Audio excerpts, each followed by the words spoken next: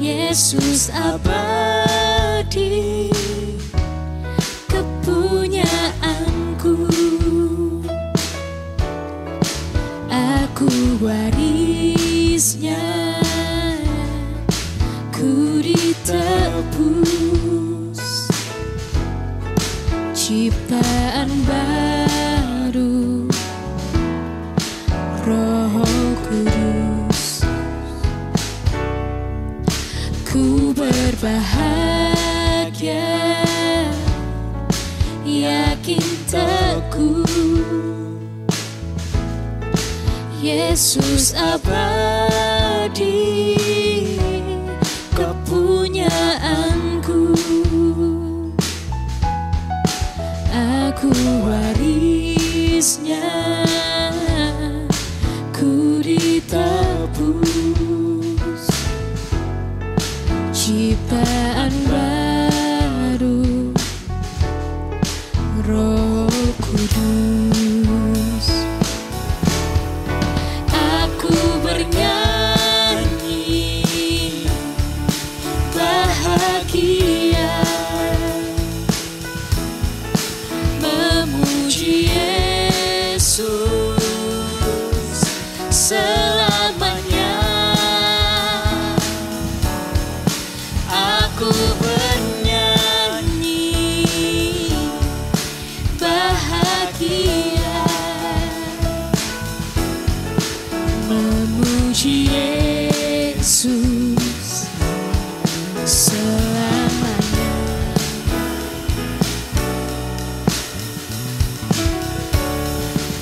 Ku berbahagia, ku berbahagia, yakin teguh, Yesus abadi, kepunyaanku, aku warisnya, ku ditebus, ciptaan baru, Roh Kudus. Aku bernyanyi bahagia, memuji Yesus selamanya. Aku bernyanyi bahagia, memuji Yesus selamanya. Aku bernyanyi bahagia, memuji Yesus selamanya. Aku bernyanyi bahagia, memuji Yesus selamanya.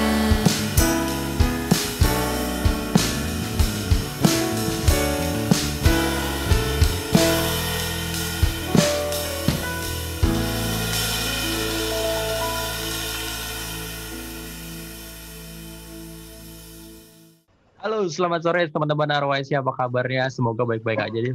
Semoga tetap di rumah aja, jangan kemana-mana dulu, karena kita tahu pandeminya belum berakhir. Hari ini bersama gue Elvis di sini dan juga Ko Reza ya Bima. Halo, apa kabar Ko? Hai Fis, apa kabar Fis? Seru banget nih backgroundnya ada, wah, milenial abis. Walaupun dari rumah harus tetap memberikan yang terbaik nih. Asik. Oke. Sebelum kita masuk lebih lanjut, kita bisa mungkin doa dulu kali ya, Ko ya. Oke. Ko Reza atau aku? Elvis deh. Oke, nanti Ko Reza yang tutup berarti. Asik. Siap. Oke, kita satu dalam doa. Bapak, kami mengucap syukur atas berkat-Mu, atas waktu-Mu yang indah. Kami siap mendengarkan sedikit sharing dari hamba-Mu Bapak Koreza. Biarlah kami bisa mendengarnya dengan baik dan melakukannya dalam kehidupan kami. Tuntun kami, biarlah Roh Kudus berbicara atas kami. Terima kasih Tuhan. Amin. Amin. Oke Amin. kok. Kita langsung Yuk. aja. Apa yang akan kita bicarakan hari ini? Karena dari judulnya itu entitled. Ya sih. Iya, Seru aja entitled. kayaknya nih. Iya. Entitled. Ya, jadi Beda sama sebenarnya untitled ya.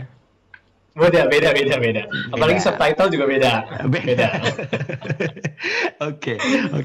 Silakan Bro. Ini entitled. Entitled jadi gue waktu lagi share di home gitu ya, kan kita RYC ini kan kita ada home dan beberapa kali gue diundang, terus kemudian waktu lagi nyiapin sebuah materi, terus ada satu pemikiran yang muncul gitu ya, bahwa seringkali kita itu nyangkut pertumbuhannya karena kita merasa berhak gitu. Nah, makanya gue kasih judul kali ini pembahasannya tentang entitled, merasa berhak. Karena ternyata itu jadi musuh pertumbuhan kita loh, Fis. Nah, kenapa gue bisa pikiran gitu? Jadi, gue teringat waktu itu lagi ngulas tentang Mazmur Asaf gitu ya. Salah satu Mazmur yang terkenal karena di sini si Asaf ini yang sebenarnya adalah seorang, kalau kita sebut zaman sekarang tim PW inti gitu ya. Oke. Karena dia orang, salah satu orang posisi tinggi lah gitu di PW-nya waktu zaman itu gitu ya. Bahkan sama Udah Raja senior. Daud dia udah senior. Bahkan Senior. sama Raja Daud dia diangkat sebagai kepala paduan suara gitu. Jadi istilahnya ini bukan seorang pelayan Tuhan yang kaleng-kaleng gitu ya. Nah, ini dari Mazmur 73. Mazmur 73 ayat 1-nya aja, Asaf bilangnya gini, sesungguhnya Allah itu baik bagi mereka yang tulus hatinya. Jadi sebenarnya Asaf ini bukan seorang yang baru mengenal Allah, bukan seorang yang kaleng-kaleng gitu lah ya pelayanannya. Dia orang yang betul-betul tahu sampai dia mengeluarkan pernyataan, sesungguhnya Allah itu baik bagi mereka yang tulus hatinya, bagi mereka yang bersih hatinya. Ya, tapi yang menariknya di Mazmur 73 ini, Asaf membandingkan antara apa yang dia terima sebagai seorang yang melakukan pekerjaan bagi Allah dengan orang-orang fasik, ditulisnya di sini gitu ya. Orang-orang fasik atau para pembual, atau dalam terjemahan lainnya para arogan, orang-orang yang arogan, orang-orang yang nggak bertuhan, orang-orang yang hidup bagi dirinya sendiri. Makanya disebutnya pembual gitu, karena mereka sombong gitu, mereka arogan. Ya, mereka istilahnya tidak bertuhan lah, menantang Tuhan gitu.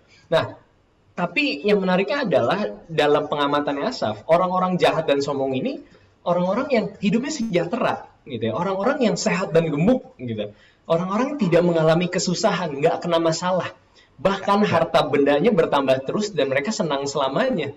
Ya, nah melihat hal ini Asaf jadi bukan Asraf ya. Asaf gitu ya, hampir typo gitu ya. Asaf membandingkan antara apa yang diterima oleh orang-orang yang tidak mengenal Allah atau bahkan melawan Allah dengan dia yang melayani Allah. Yang menariknya adalah di Mazmur 73 ayat 13 ya. Asaf berkata gini, sia-sia sama sekali aku mempertahankan hati yang bersih dan membasuh tanganku, tanda tak bersalah. Dia mengeluarkan kalimat ini setelah dia membandingkan orang-orang fasik, orang-orang pembual-pembual yang terlihat sukses, terlihat nggak ada masalah, yang kayaknya hidupnya happy-happy aja. Dan akhirnya karena melihat fakta itu, dia jadi membandingkan dan dia kesel gitu. Dan dia bilang, kok sia-sia ya, gue padahal udah hidup benar, gue padahal udah mempertahankan hati yang bersih, membasuh tanganku tanda tak bersalah gitu. Dan dia menyesali, dia seolah menyesali itu.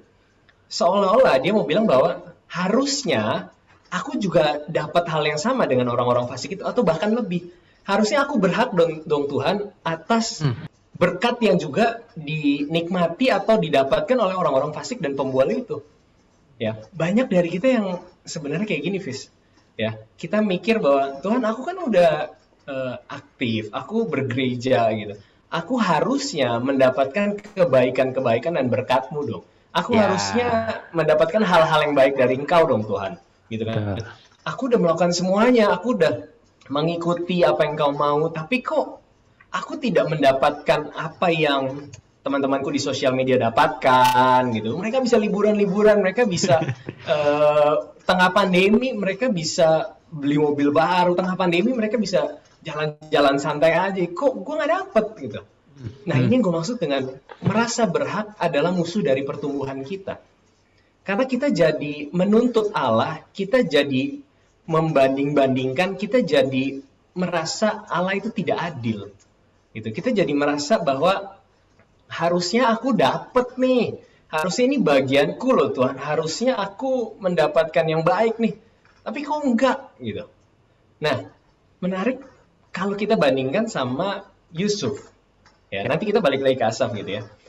Bayangin Yusuf, singkat cerita aja nih, Yusuf di usianya waktu masih 17 tahun gitu ya. Dia udah mengalami beragam masalah di usia yang sangat-sangat muda.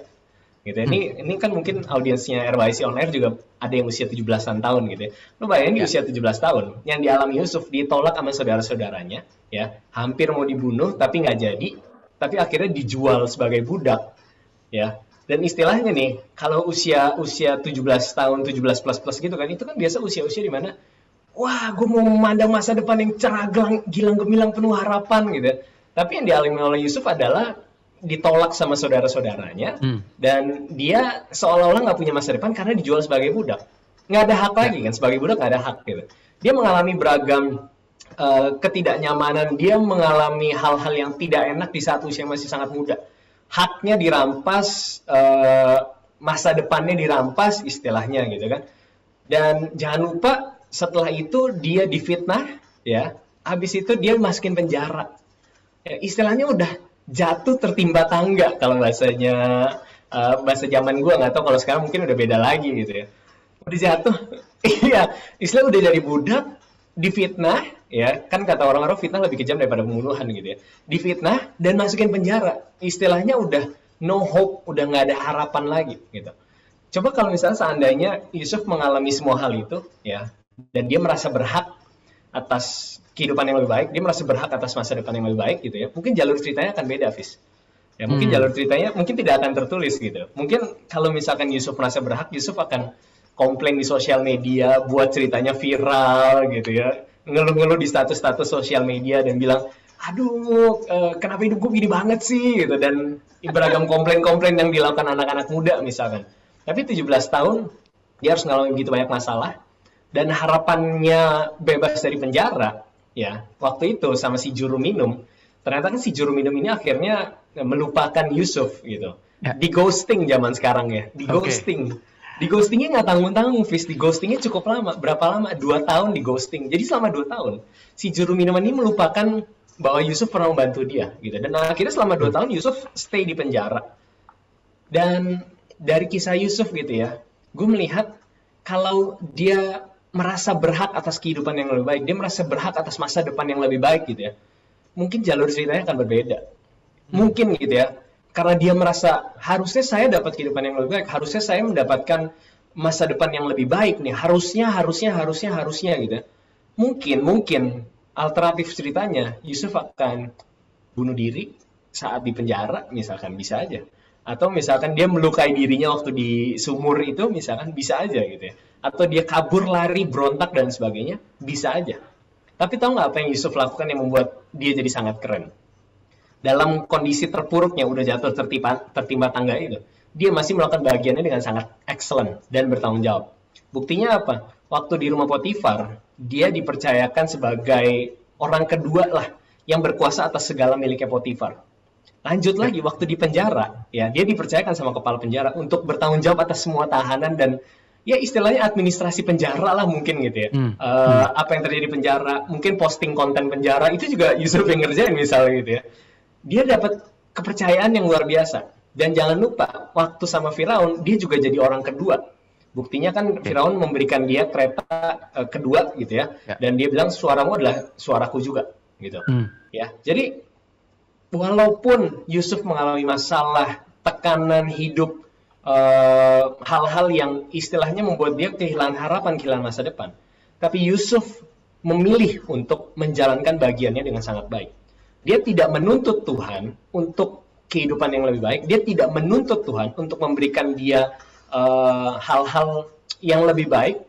dia tidak merasa kecewa sama Tuhan, ya. Instead dia melakukan bagiannya dengan sangat baik. Nah, kalau kita balik lagi ke Asaf gitu ya. Waktu Asaf membandingkan dengan berkat-berkat yang diterima oleh orang-orang fasik dan para pembual ini, kemudian yang menarik adalah saat Asaf masuk ke dalam tempat kudus Allah, ya. Waktu Asaf masuk ke dalam tempat kudus Allah, mindsetnya Asaf berubah. Apa yang Asaf kemudian lihat? Asaf melihat, memperhatikan kesudahan mereka, kesudahan orang-orang fasik dan para pembual ini, ya. Ternyata mereka ada di tempat-tempat licin yang bisa jatuh dan hancur, ya. Betapa binasa mereka dalam sekejap mata, lenyap habis oleh karena kedahsyatan, ya. Setelah Asaf masuk ke dalam tempat kudusnya Allah gitu ya, Asaf mulai menemukan sudut pandang yang berbeda. Nah, sore hari ini gue mau ajak kita untuk perhatikan deh, berapa banyak kita merasa berhak, ya, merasa berhak atas Tuhan. Gue kan udah kerja nih, Tuhan kan gue udah pelayan nih, kan gue nurut-nurut aja kok, gue hidupnya nggak bermasalah gitu ya. Walaupun mungkin nggak kelihatan secara langsung gitu, tapi dalam hati, dalam pikiran gitu ya, kita merasa berhak untuk hasil yang sesuai dengan ekspektasi kita.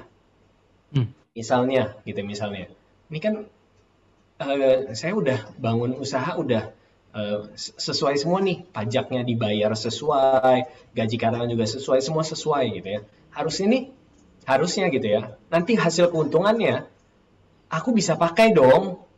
Kalau bisnisku berhasil nih, hasil keuntungannya aku bisa pakai dong Tuhan buat ya beli barang-barang, ya senang-senang lah gitu, beli barang-barang branded lah. Betul. Kan ini udah hasil kerja kerasku loh Tuhan. Aku udah bertahun-tahun membangun ini. Boleh dong Tuhan, aku merasa berhak atas hasilnya, gitu kan. Tapi ya itu yang tadi gue bilang, itu adalah musuh dari pertumbuhan kekristenan kita. Karena saat kita merasa berhak, kita lagi membatasi kerjanya Tuhan dalam hidup kita. Kita lagi membatasi rencana Tuhan dalam hidup kita.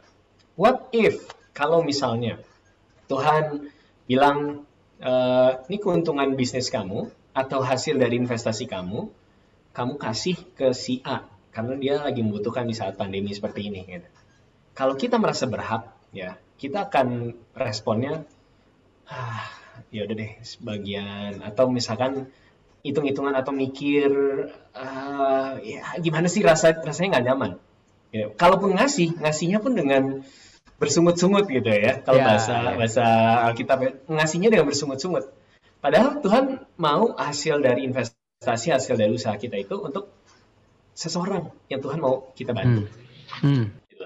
Jadi balik lagi, merasa berhak adalah musuh dari pertumbuhan kekristenan kita. Makanya sore hari ini kita harus refleksi deh. Kita harus reflect gitu, seberapa kita merasa berhak atas apa yang ada di hidup kita. Karena kita lagi membatasi Tuhan sebenarnya saat kita merasa berhak. Sedang membatasi Tuhan. Wow, ini seru banget sih. Jadi misalnya di umur aku gitu kan, dari zaman-zaman bukan zaman-zaman ya, umurnya lagi kerja, lagi seneng-senengnya, lagi keras-kerasnya, giat-giatnya gitu kan. Pengen dong ada reward buat diri sendiri gitu kan. Kayak aku sendiri gitu ya, aku kan seorang video editor gitu kan. Beberapa waktu lalu aku mau beli keyboard yang bisa yang bilangnya buat membantu produktivitas gitu kan. Bilangnya dalam hati gitu kan. Sebelumnya sebenarnya ya itu masih punya keyboard gitu loh, dan masih bisa berfungsi dengan baik. Tapi iming-iming untuk menghadiahi diri, merasa berhak tadi, akhirnya ya udahlah beli, nggak apa-apa lah, ini jangka panjang kok gitu. Jadi awalnya kayak nanya Tuhan, boleh gak ya beli gitu, tapi akhirnya jawab sendiri, bukan Tuhan yang jawab gitu. Ya udah beli aja gitu. Sikat gitu, ada duit sikat gitu. Nah, berarti jadi gimana kok emang sebenarnya? Lalu gimana kita menanggapi hal-hal yang seumuran kita gitu kan, seumuran umur 20, 30 itu kan lagi senang-senangnya untuk baru punya duit gitu istilahnya, baru bisa kerja sendiri, punya uang sendiri. Akhirnya ya udahlah, gue yang selama ini gue nggak pernah dikasih sama nyokap bokap gue, ya gue belilah gitu. Bagaimana menyikapinya atau bagaimana tindakan yang harus kita lakukan gitu? Ya, yang menarik sebenarnya ya, ini akan jadi jawaban dari banyak pertanyaan yang seringkali gue temuin dalam sesi Q&A gitu ya. Biasanya nanya, contohnya misalkan dalam sebuah komsel di home gitu ya, ada yang nanya, sampai batas apa saya harus membantu orang ini? Gitu ya. Itu, betul. Sampai batas apa gitu? Sampai kapan gitu ya? Ya pertanyaannya adalah kenapa kamu merasa berhak atas bantuan yang kamu berikan gitu. Kalau misalnya kamu cuma penyalur, kamu cuma let's say lo cuma distributor, cuma kurir ya, kurir nih. Si cepat jangan sebut merek gitu ya. Sebuah kurir gitu ya. Kan tugas lo hanya mendeliver, memastikan barang yang dikirim oleh pengirim sampai ke tangan penerima. Ya kan? Tapi kalau misalnya lo merasa berhak atas paket itu gitu ya, maka saat lo memberikan ke si penerima akan ada rasa enggan kayak, atau bahkan misalnya barangnya nggak dikirim-kirim karena lo merasa berhak atas barang itu gitu lah. Iya betul. Konsep dasarnya seperti itu. Kadang-kadang kita merasa bahwa waktu kita, duit kita, ya, kesehatan kita, privilege yang kita punya, itu punya kita, itu hak kita, bagian kita. Apalagi kalau kita dapatkannya setelah melalui perjuangan banget nih. Kita jadi merasa berhak atas itu. Kan udah banting tulang, udah berjuang banget buat dapetin ini gitu. Tapi ingat, itu bukan paket lo gitu. Lo hanya kurir. Kita hanya kurir. Itu paket yang Tuhan siapkan, yang kalaupun misalkan untuk kita gitu ya sudah gitu. Tapi kalau itu bukan untuk kita ya, dan harus kita serahkan, nah itu yang gawat. Kita merasa berhak, akhirnya kita nggak bayangin gimana sih kalau kurir ya datang ke rumah lo, isi paket, Kak ini ada paket, tapi saya nggak rela memberikannya. Saya kasihnya sebagian aja paketnya dipotek gitu, dari kakak setengah saya setengah gitu, kan jadi lucu gitu kan. Ya kita sebagai pengirim, misalnya kita penjual atau kita pengirim kan kayak gimana sih gitu, itu punyanya dia gitu. Nah kadang-kadang kita kayak gitu. Aku juga sempat beberapa waktu lalu ngelihat ada quotes di Instagram, di internet, bilang uang yang lo ada sekarang itu cuma titipan. Uang lo yang punya sekarang itu cuma punya titipan. Itu sebenarnya uang orang yang sedang ada di dalam diri lo gitu. Nah waktunya lo harusnya sebelum lo kehilangan uang itu, lo baiknya memberikan itu kepada orang lain. Itu seru banget sih. Iya. Ini menjawab sebenarnya pertanyaan-pertanyaan orang-orang. Kan selama ini pengajaran kita kan mari kita pindah gitu kan, pindah ke hati, tidak lagi mencintai dunia. Dan seringkali banyak anak-anak muda yang jadi terjebak, terus ngapain dong gitu. Terus hari-hari hidup gue ngapain dong gitu. Apa yang harus gue lakukan? Iya, begitu. Balik lagi sama kayak kisahnya Yusuf gitu. Yusuf tidak menuntut masa depan yang lebih baik gitu ya. Dia istilahnya gitu ya, tidak fokus sama apa nih nanti gitu setelah ini gitu. Tapi dia melakukan bagiannya dia saat itu aja gitu. Jadi mau dilempar ke sumur, mau dijual jadi budak gitu ya, mau kemudian difitnah masuk penjara gitu ya. Yang keren responnya Yusuf adalah dia melakukan perannya dia dan bagiannya dia saat itu dengan sangat bertanggung jawab. Kenapa gue bilang bertanggung jawab? Kayak yang tadi gue bilang, Fis, nggak mungkin seseorang budak gitu ya diangkat jadi orang nomor 2 di rumahnya Potifar. Nggak mungkin tahanan diangkat jadi orang nomor 2 setelah kepala penjara. Nggak mungkin ya seorang Israel jadi orang nomor 2 di Mesir. Ya, tapi kalau di Kejadian itu dicatat dan Tuhan memberkati apapun yang dilakukan oleh Yusuf. Ya, tapi sebenarnya nggak mungkin Tuhan memberkati kalau Yusuf nggak melakukan bagiannya dengan sangat excellent dan bertanggung jawab. Benar nggak? Betul. Misalnya nih, Yusuf diam-diam aja gitu ya. Yusuf diam-diam aja gitu ya. Terus tiba-tiba, tling, mungkin kita sebagian dari kita mikirnya gitu ya. Yusuf diam-diam aja terus tling. Karena Tuhan memberkati Yusuf, kamu jadi orang kedua di rumah saya, kata Potifar. Yusuf, kamu jadi orang kedua di penjara. Nggak begitu gitu. Ya, gue melihatnya nggak begitu. Pasti Yusuf ada setia dalam hal kecil, perkara kecil, dan kemudian Potifar mulai melihat, wah orang ini bagus juga nih kerjanya nih, sebagai budak excellent, sebagai budak aja dia tanggung jawab, ada sense of belonging misalnya gitu ya. Dia merasa Dia merasa bertanggung jawab atas barang saya. Ya, kepunyaan saya, dia kok perhatiin, dia care gitu. Wah, makanya ditunjuk jadi orang nomor 2 di rumahnya Potifar ataupun di penjara, termasuk di Mesir. Dan untuk bisa ditunjuk jadi orang nomor 2, ini yang disebut dengan kemurahan Tuhan. Ini berkat Tuhan tuh di situ. Karena Tuhanlah yang membuat, akhirnya mempromosikan istilahnya gitu. Kalau peran Tuhan nggak ada gitu ya, bisa jadi walaupun Yusuf udah melakukan bagiannya gitu ya bisa jadi ceritanya mungkin berbeda. Tapi karena Tuhan punya rencana yang jangka panjang, yang saat itu Yusuf nggak bisa ngelihat rencananya, gitu ya. Maka Tuhan tahu bagaimana menempatkan peran-peran Yusuf. Tapi syaratnya satu tadi itu, Yusuf melakukan bagiannya dengan bertanggung jawab. Nah, balik lagi ke yang tadi sebenarnya. Terus kita gimana dong? Sebagai sambil menunggu kita ke langit baru bumi baru, apa yang harus kita lakukan? Bertanggung jawab sama peran yang lagi ada pada kita sekarang ini. Oke, bertanggung jawab. Ya. Ya, padahal. Dan harus excellent. Excellent. Harus excellent. Nah, bukan menjilat ya kok ya, berarti. Karena kan seringkali misalnya kita mau dipromosikan ke sebuah usaha atau sebuah pekerjaan kan, ya mesti menjilat, gitu kan. Iya.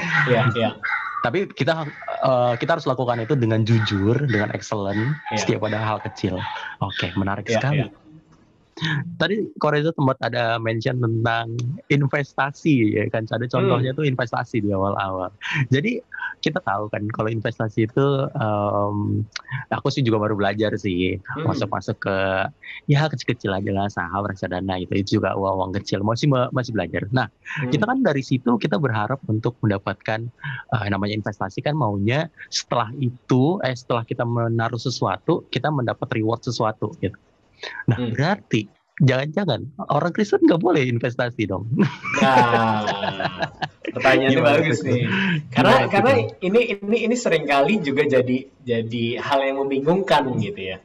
Nah, makanya kita harus bahas hal-hal ini sebenarnya di home gitu ya. Dan ya karena kan jadi membahas teologinya kemudian dalam aplikasi sehari-hari. Nah, kalau soal investasi, karena gue juga investasi, ada reksadana, ada deposito dan lain sebagainya. Yang gue pelajari dari diri gue saat merespon nih, apa yang terjadi atau apa yang gue dapatkan setelah berinvestasi, gue sempat merasa bahwa diri gue merasa berhak atas hasil-hasil investasi itu. Ya, contohnya, kalau misalkan investasinya minus misalkan, wah, emosi gue jadi muncul, gue menyadari itu, muncul rasa sedih, khawatir gitu ya, dan akhirnya yang terjadi adalah gimana gue bisa dapetin lagi keuntungannya supaya menutupi kerugiannya, gitu. Dan akhirnya terjebak di lingkaran itu terus tuh, putaran itu terus. Ya. Dan efek lainnya adalah, ya itu tadi, merasa berhak atas hasilnya. Kenapa? Karena ini gue udah sisihin loh, dari gaji gue sisihin, gue irit-irit gitu ya. Teman-teman gue mah nongkrongnya di Starbucks, gue nongkrongnya bikin kopi sendiri dari Nescafe sasetan yang gue dapat dari hotel gitu kan misalkan. gue irit-irit banget gitu kan untuk bisa investasi. Karena kita merasa prosesnya itu perjuangan kita gitu. Jadi kita merasa kalau nanti mendapatkan bunga, mendapatkan hasil gitu, itu bagian saya. Bagian saya yang harus yang bisa saya pakai untuk ya suka-suka saya dong gitu. Kan gereja juga saya udah kasih persembahan gitu ya. Saya udah kasih persembahan di Komsel juga saya kasih gitu ya. Nah, yang ini boleh dong bagian saya gitu. Nah, itu dia, merasa berhak. Nah, tapi pertanyaannya jadi boleh investasi atau enggak? Boleh. Itu bentuk tanggung jawab kita terhadap penghasilan kita terhadap duit yang ada di tangan kita. Tapi kuncinya di sini, jangan merasa berhak atas hasil investasinya, termasuk modal pokoknya itu jangan merasa berhak. Karena bisa jadi Tuhan menghendaki kita investasi supaya nanti pada saat hasil investasi selesai, misalkan deposito setahun nih. Setelah hasil deposito selesai, ada seseorang yang membutuhkan bantuan kita.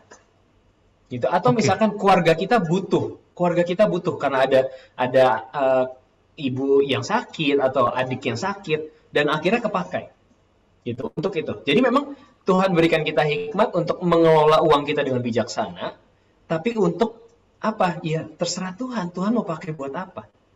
Tergantung nanti pada saat jatuh temponya, misalkan ada kebutuhan apa, ya itu Tuhan mau di sana. Tuhan mau pakai di sana.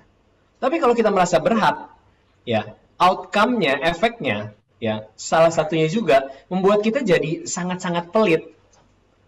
Ya, Oke. ini satu hal yang juga gue analisa ada di dalam diri gue gitu ya. Waktu ngobrol sama istri gue, karena deposito itu kan kita hitung kan, apalagi sekarang bunga deposito lagi rendah. Lagi rendah banget. Ya sekarang kan bunga deposito lagi rendah nih gitu ya. Jadi kan berasa nih hitungannya, wah nabung sekian masukin deposito dalam setahun bunganya sekian gitu. Kan kita jadi hitung-hitung, oh misalkan deposito 1 juta dapatnya paling cuma berapa ribu gitu, berapa puluh ribu misalkan gitu ya. Nah kan kita jadi hitung-hitung, wah daripada gue misalkan apa nih, misalkan ngumpul sama teman-teman komsel atau misalkan ngajak anak home ngobrol gitu misalkan, ya mendingan gue irit-irit aja nih, karena kan senilai dengan bunga depositonya nih, wah rugi nih gue nih gitu ya. Jadi akhirnya kita nggak usah ngobrol deh, nggak usah ketemuan gitu, irit-irit. Sementara harusnya gitu ya, kita ya kalau misalkan ada yang mau konsultasi sama kita, ngobrol sama kita, curhat sama kita, ya udah gitu, ya udah, memang uangnya mau dipakai buat itu. Atau misalkan dalam kasus gue gitu misalnya ya, saat karena hitung-hitung bunga deposito gitu ya, gue jadi malas masuk tol karena sekali pakai tol gitu ya. Berapa sih tol dalam kota? 10.000 ya gitu. 10.000 bolak-balik 20.000 gitu. Itu udah bunga deposito berapa ini nih gitu. Apalagi kalau misalnya setiap hari gitu. Wah, jadi hitung-hitungan, jadi serba hitung-hitungan. Dan mentality itu yang membuat akhirnya apalagi gitu, misalkan ada seseorang membutuhkan bantuan, makin hitung-hitungan lagi. Lalu buat diri gue aja gue hitung-hitungan, jangan masuk tol gitu misalkan, ya. Apalagi buat orang lain. Nah ini satu fenomena yang membuat gue akhirnya tertegur gitu ya. Tapi kemudian bukan gue jadi berhenti investasi, tapi gue tidak merasa berhak atas gaji gue, pendapatan gue, income gue, termasuk hasil investasi itu. Jadi bukan nggak boleh investasi, boleh investasi. Kalau misalkan memang saat itu pengeluaran dasar semua sudah dibayarkan, itu biaya-biaya sudah dibayarkan, tanggung jawab sudah dilakukan, ada sisa ya diinvestasikan. Supaya apa nanti misalkan ya kita nggak tahu suatu saat Tuhan instruksikan buat apa. Makanya merasa berhak itu adalah itu cara kita untuk membatasi kerjanya Tuhan. Gitu. Oke, berarti termasuk kita juga nggak boleh berharap atas. Jadi kalaupun kita boleh investasi dan kita sudah menginvestasi uang kita, jangan berharap reward kita yang kita dapatkan beberapa persen itu jangan sedih kalau Tuhan pakai untuk hal yang lain. Iya. Gitu ya. Seringkali kan gitu.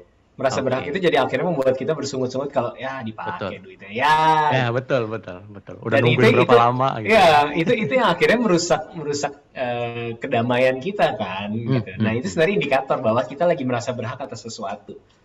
Gitu. Oke, siap. Sangat jelas sekali. Nah, terakhir kok sebelum kita menutup pertemuan kita,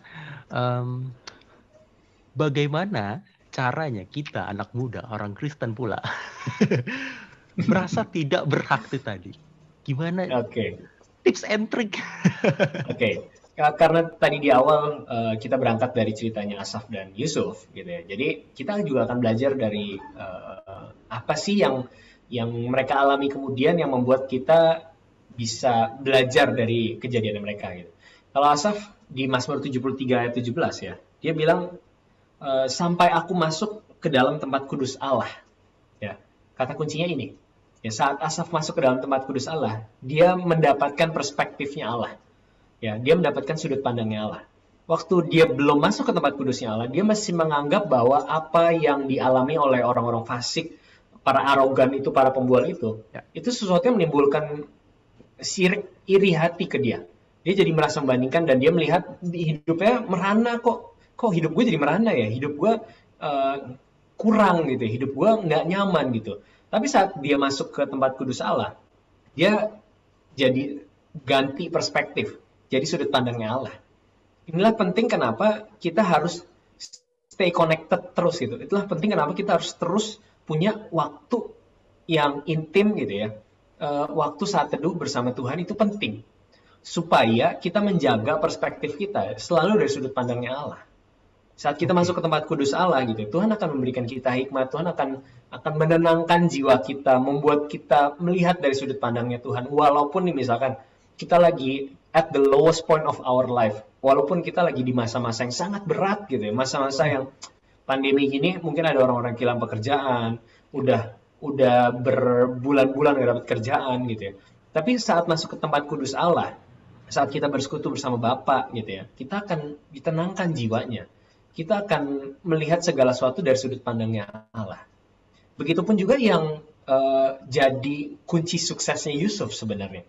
Ya, di akhir-akhir hidup papanya, ya, Om Yakub ini, ya, Om Yakub ini memberkati anak-anaknya dan memberikan nubuatan tentang mereka, gitu ya. Nah, dia sempat memberikan pandangannya tentang Yusuf, gitu. Dia bilang bahwa Yusuf ini seperti pohon yang ditanam di tepi aliran sungai, gitu, yang menghasilkan buah-buah, yang dahannya tumbuh mengatasi tembok tinggi, gitu, yang diserang pun tetap kokoh, tetap kuat, gitu. Kenapa? Karena dia tertanam di dekat dengan mata air. Ya, jadi ini ternyata kunci suksesnya Yusuf, gitu. Bahwa bukan hanya karena mimpinya, kan kadang-kadang kita ingatnya mimpinya Yusuf kan, Yusuf diberkati Allah mimpinya, tapi ternyata ada role-nya Yusuf, ada bagiannya Yusuf.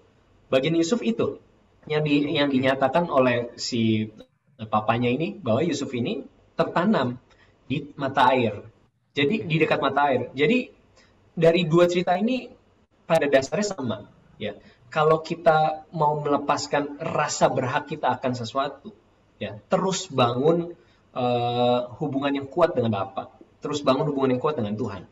Ya, saat kita terus membangun hubungan yang kuat dengan Bapa, gitu, saat kita masuk ke tempat kudus Allah, kita akan pelan-pelan melalui proses yang melepaskan rasa berhak kita atas sesuatu. Dan saat kita melepaskan rasa berhak kita akan sesuatu, nah Tuhan bekerja secara bahasanya keren banget gitu ya. Tuhan akan pakai kita sangat-sangat efektif buat Tuhan gitu. Wow, itu bisa menjadi penutup yang sangat baik juga ya Kak ya. Jadi kita hari ini bisa belajar tentang bagaimana kita tidak boleh memiliki rasa keberhakan tadi. Kemudian bagaimana caranya ya, dekatkan diri dengan Tuhan, bangun hubungan. Nah, kita juga punya program-program yang bisa membantu mempererat hubungan ini dengan Tuhan. Kalian bisa join home, kalian bisa datang ibadah doa pagi, ya kan? Apalagi kenapa harus ikut home base? Karena ini penting sekali. Karena kadang-kadang di home itu sesuatu hal yang praktikal itu kita lakukan atau kita bagi cerita, kita share. Nah, di situ akhirnya oh iya ternyata gue punya temen ya yang kayak gitu juga gitu. Karena aku sering kali juga dulu ya sebelum gabung home kayak gue berjuang sendirian gitu. Tapi ketika join home, gue punya teman, punya kerinduan yang sama, akhirnya makin semangat. Gitu, itu pentingnya join home. Itu teman-temannya satu frekuensi ya. Iya. Karena bahaya juga ya kalau misalnya tempat kita bertanya itu nggak satu frekuensi, nggak satu nafas, itu kan ya itu tadi. Misalkan minta saran tentang investasi itu nanti kan gairah yang ngalir, gairah yang kooper kan gairah yang bagaimana kita bisa mendapatkan keuntungan sebanyak-banyaknya. Betul. Nah ini kan sesuatu yang berbeda. Betul, wow, seru banget. Oke, teman-teman, thank you banget Ko Reza atas waktunya, atas sharing yang sangat memberkati. Semoga teman-teman bisa dan juga Inku juga bisa melakukannya di dalam kehidupan. Oke, sebagai penutup, Ko Reza boleh tutup kita dalam doa. Oke, ya mari kita berdoa. Bapak, kami mengucap syukur buat firman-Mu sore hari ini. Ajar kami dalam pengiringan kami yang Engkau, ajar kami dalam perjalanan kami bersama Engkau, dalam momen-momen yang Engkau izinkan kami lalui, kami menemukan Tuhan, dan kami tidak lagi merasa berhak atas apapun yang Tuhan berikan buat kami, Tuhan percayakan buat kami, karena kami tahu semua milik-Mu Tuhan, dan biar kami selalu jadi orang yang bertanggung jawab dan excellent dalam setiap peran dan tugas yang saat ini lagi kami jalankan, baik sebagai karyawan, sebagai mahasiswa, sebagai pemilik usaha, bahkan sebagai anak dan sebagai kakak ataupun adik, kami jadi pribadi yang bertanggung jawab, dan pada akhirnya hidup kami efektif buat Tuhan. Terima kasih Bapak, Engkau memberkati setiap anak-anakmu yang sedang menyaksikan RYC On Air, dimanapun dan kapanpun, biar Tuhan yang menuntun jalan hidup kami, dan biar kami senantiasa minta hikmat sama Engkau. Terima kasih Bapak. Amin. Amin. Sekali lagi thank you Ko Reza. Pesan terakhir buat teman-teman, Thank you, jangan Riz. lupa Sabtu depan masih ada RYC On Air, dan juga teman-teman stay at home, jaga 5M, mencuci tangan, menjaga jarak, memakai masker, menjauhi kerumunan, mengurangi mobilitas. Nah, itu penting ya. Mantap, mantap banget. Jangan sampai kita jadi penyebar-penyebar virus. Oke. Sampai ketemu di lain kesempatan. Nah, See you and God bless. Bye-bye Ko Reza, thank you. bye. Bye-bye semuanya. Thank you.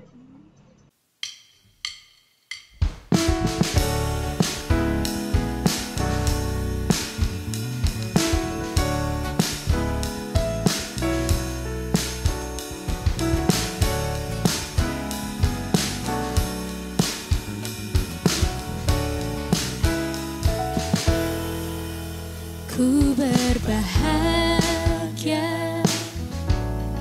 yakin teguh,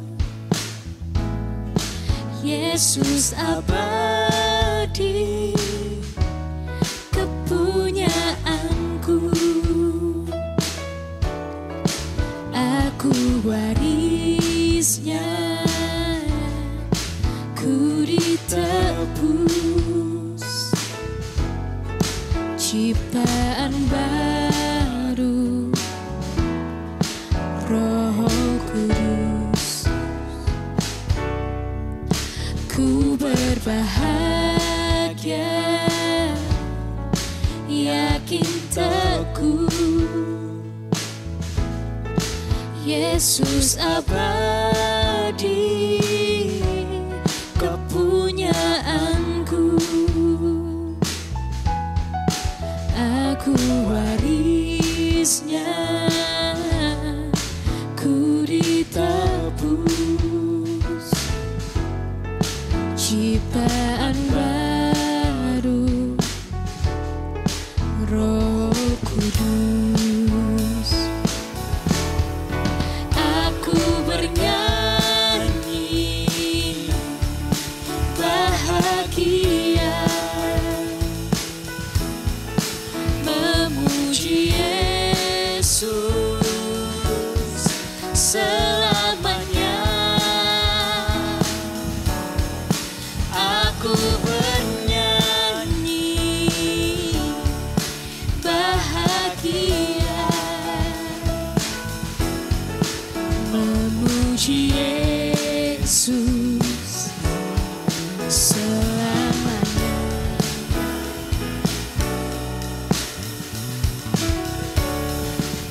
Ku berbahagia, ku berbahagia, yakin teguh, Yesus abadi, kepunyaanku. Aku warisnya,